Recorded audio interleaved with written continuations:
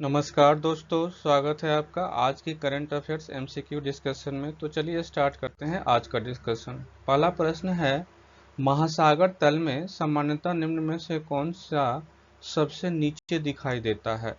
तो ये आपको हो जाएगा दरार घाटी। ठीक है, इसकी व्याख्या देखते हैं।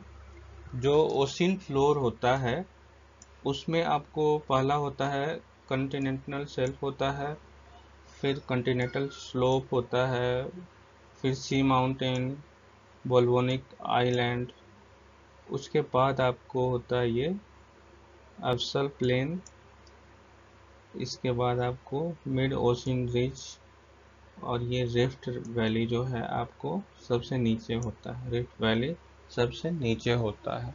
ठीक है, अगला प्रश्न है, प्रधानमंत्री आवास शहरी योजना, प्रधानमंत्री आवास शहरी योजना 2.0 का मुख्य लक्ष्य क्या है? तो सतत शहरी विकास को बढ़ावा देना, शहरी रोजगार को बढ़ावा देना, शहरी बुनियादी ढांचे में सुधार करना।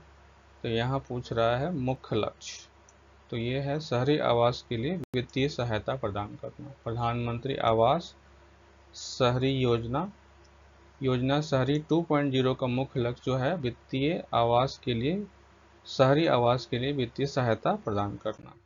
केंद्रीय मंत्रिमंडल ने हाल ही में प्रधानमंत्री आवास योजना शहरी 2.0 को मंजूरी दी है, जिसका उद्देश्य 1 करोड़ शहरी गरीब और मध्यम वर्ग के परिवारों को 5 वर्ष के भीतर किफ़ायती आवास बनाने, खरीदने या किराए पर लेने में मदद करने के लिए वित्तीय सहायता प्रदान करना। ठीक है, अगला प्रश्न है, चेक ट्रंकेशन सिस्टम के बारे में निम्नलिखित कथनों पर विचार कीजिए। चेक ट्रंकेशन सिस्टम के बारे में निम्नलिखित कथनों पर विचार कीजिए। सीटीएस का नाम सुना होगा, तो उसको चेक ट्रंकेशन सिस्टम बोला जाता है। यह एक ऑनलाइन इमेज आधारित चेक क्लियरिंग सिस्टम है, जहां चेक इमेज और magnetic ink character recognition data को एकत्रित करने वाली बैंक शाखा में कैप्चर किया जाता है और इलेक्ट्रॉनिक रूप से प्रेषित किया जाता है। तो ये बिल्कुल सही है। सीटीएस के माध्यम से चेक क्लियर करने के लिए किसी विशिष्ट अनुपालन उपकरण की आवश्यकता नहीं है, ये बिल्कुल गलत है।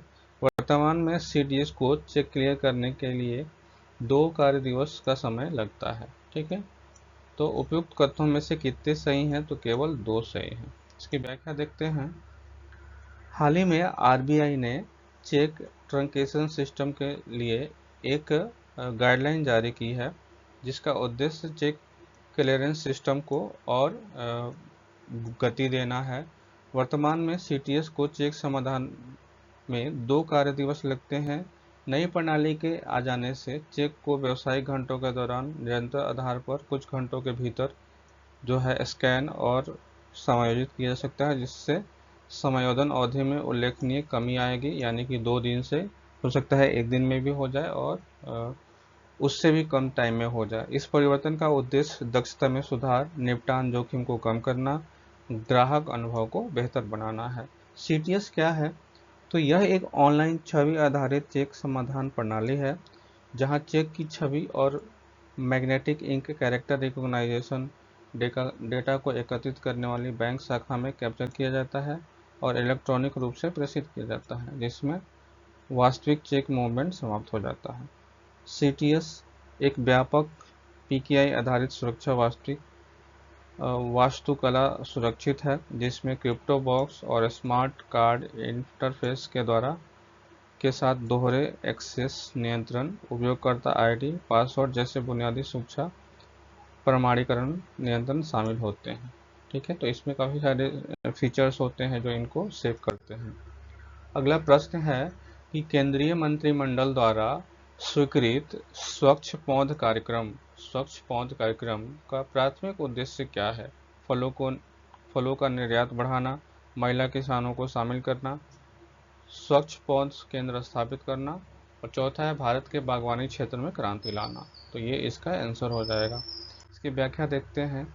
स्वच्छ पौध कार्यक्रम का मुख्य उद्देश्य भारत के बागवानी क्षेत्र में क्रांति लाना है।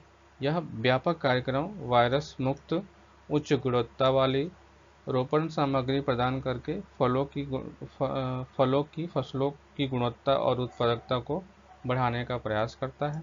इसमें स्वच्छ पौध केंद्र स्थापित करने, प्रमाणन जांच की शुरुआत करने और विविध हितधारकों को शामिल करने जैसे विभिन्न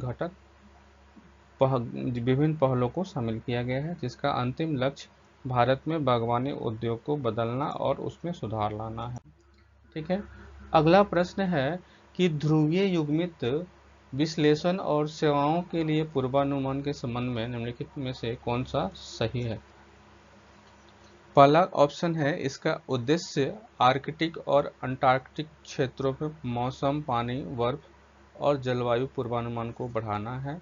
इसका दूसरा ऑप्शन दिया है कि इसका उद्देश्य ध्रुवीय क्षेत्रों में रहने या यात्रा करने वालों के लिए सुरक्षा और संचार संरक्षा में सुधार लाना है। इसका दूसरा ऑप्शन है कि इसका उद्देश्य ध्रुवीय क्षेत्रों में रहने या यात्रा करने वालों के लिए सुरक्षा और संरक्षा में सुधार करना। तीसरा है, यह परियोजना ध्रुवीय क्षेत्रों में तेजी से हो रहे जलवायु परिवर्तन को संबोधित करती है। इसका आंसर हो जाएगा उपरोक्त सभी। ठीक है। इसकी व्याख्या देखते हैं। हाल ही में विश्व मौसम विज्ञान संगठन ने आर्कटिक और अंटार्कटिक क्षेत्रों में मौसम, पानी, बर्फ और जलवायु पूर्वानुमान को बेहतर बनाने के उद्देश्य से एक नई परियोजना की शुरुआत की है, जिसका नाम है polar coupled analysis and prediction for services. यह परियोजना बेहतर अवलोकन प्रणाली और पृथ्वी प्रणाली विकसित करके ध्रुवीय क्षेत्रों में रहने या यात्रा करने के लिए सुरक्षा और संरक्षा में सुधार करना चाहती है। PCAPS पोलर प्रेडिक्शन प्रोजेक्ट जैसी पिछली परियोजनाओं पर आधारित है और यह व्यापक विश्व मौसम अनुसंधान कार्यक्रम का एक हिस्सा है। तो ये आपका हो जाएगा कि व्यापक विश्व मौसम अनुसंधान कार्यक्रम का हिस्सा है कि नहीं है, तो ये हिस्सा है। ठीक है। यह परियोजना ध्रुवीय क्षेत्रों में तेजी से हो रहे जलवायु परिवर्तन को संबोधित करती है, जिसका स्वदेशी समुदायों और स्थानीय आबादी पर महत्वपूर्ण प्रभाव पड़ता है। इसका उद्देश्य वैज्ञानिक अनुसंधान को सामाजिक आवश्यकताओं के साथ जोड़ना, मौसम परिवर्तन की घटनाओं से संबंधित सही निर्णय लेने और जोखिम सुधार के लिए मूल्यांकन करना है।